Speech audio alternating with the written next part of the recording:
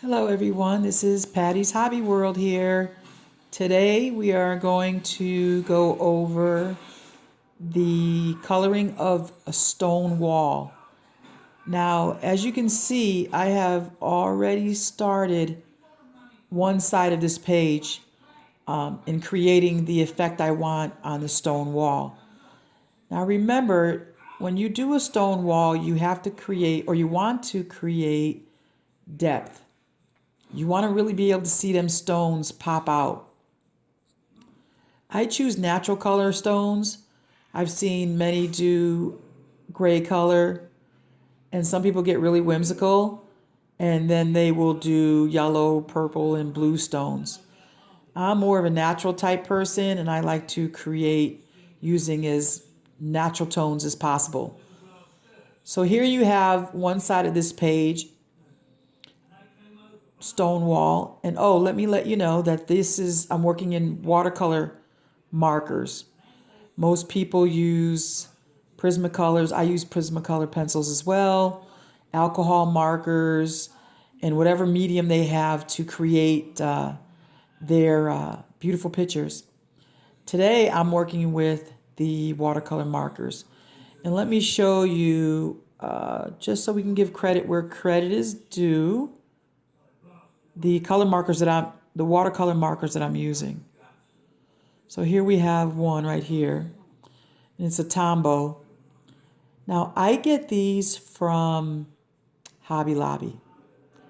Now remember, Hobby Lobby, and I hope I get credit for this, gives you 40% off all one-priced items. So if you go to the register and you purchase, one item, you will get 40%. So I think these Tombow markers were about, I think, $30. So 40% off, you guys can do the math. So I walked out of there with 10 markers. These markers that I had actually bought were skin tone markers. So I got the blushes and the browns, a little bit of pinks and stuff like that to create flesh tone. But I also use them for other things like the stone wall here. And I think it came out really, really well. I'm still going to do some touch up because I really want to make those stones pop. But for this coloring page that I have, I'm going to open it up so that you can see how huge it is. Now this is the Flower World by Johanna Besford. And she creates these, I'm going to pan out, she creates these wonderful flowering pages that you can color. So as you see, I've done one side of the wall, and I am going to continue across to do the second side of the wall. I chose doing the wall first because that just sets the tone for where I'm going to begin to move on to the rest of this double page picture. There are many, many flowers. Little pond here, and we're going to get to all of it one step at a time. I'm going to zoom in just a little bit. I'm going to bring this camera in so that you can see the detail of what I've created. It's going to take a small patch here and let it zoom out.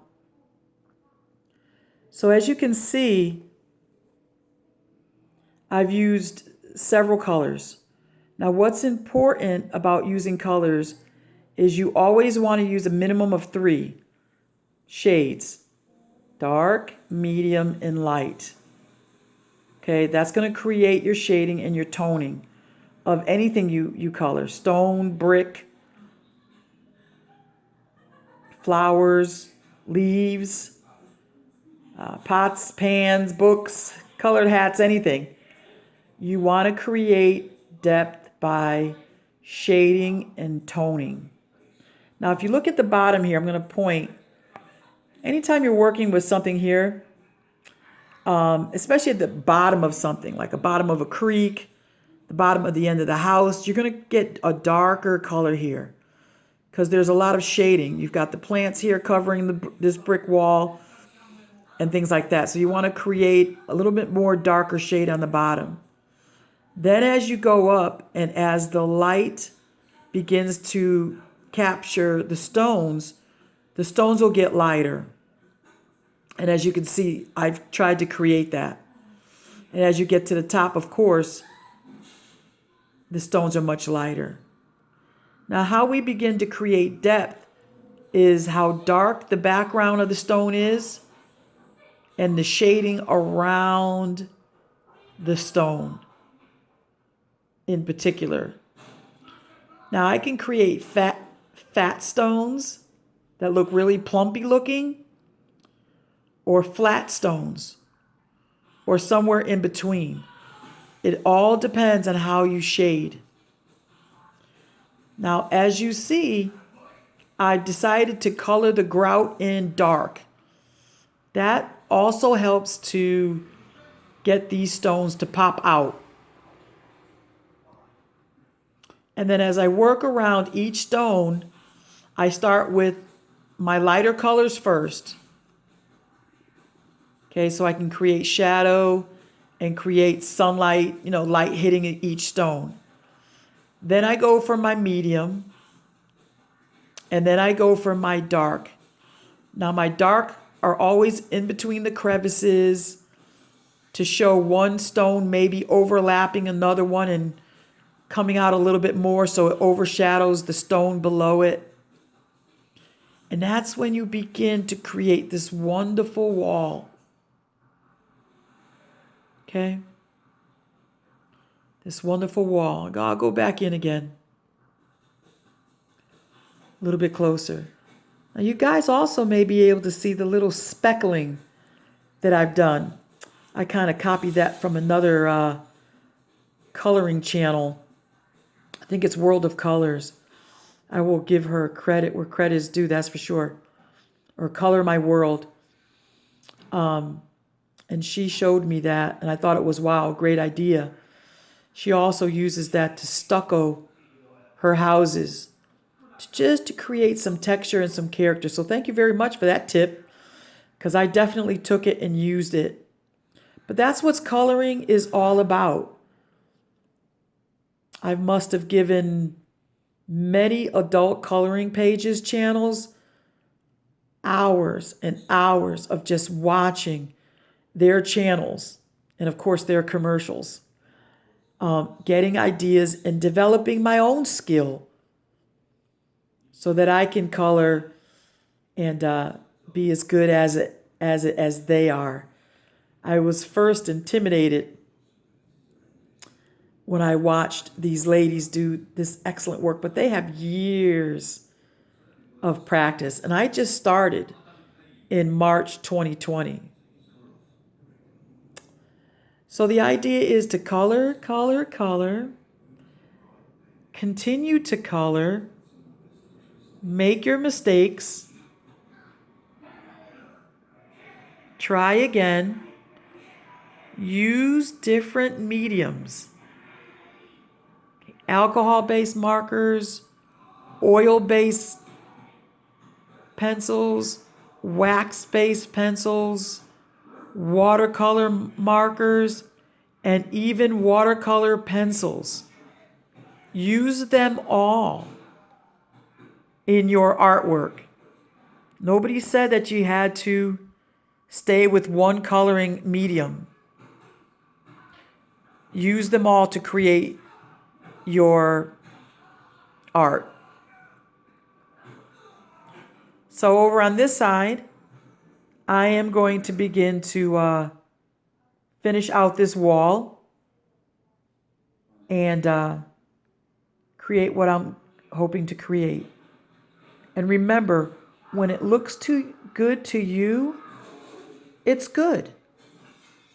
If your vision is seeing what it wants, then you have completed the part of the project that you're working on.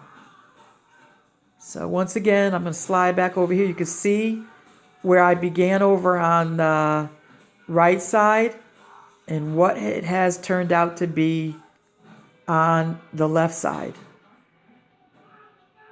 See that? That looks amazing. So this is actually my first YouTube video with coloring. My son decided that I have grown to be a great colorist and that I should start my own YouTube channel. And of course, at my age, I'm like, I just want to color. I don't want to do anything else. But he also said, Mom, as those ladies inspired you, you can inspire others. And I said, well, inspiration is always a good thing for all of us. And please learn from all the coloring channels that you look at. And hopefully one day you will have your own color channel. So once again, this is Patty's Hobby World. Not only do I do coloring, but I also paint. I also do doll houses, miniature doll houses, and I will get to those as my channel begins to grow. And of course, as my son helps me move from my cell phone to a more sophisticated camera, video, live streaming, as he says, products. All right. Thank you again, and I hope to see you soon.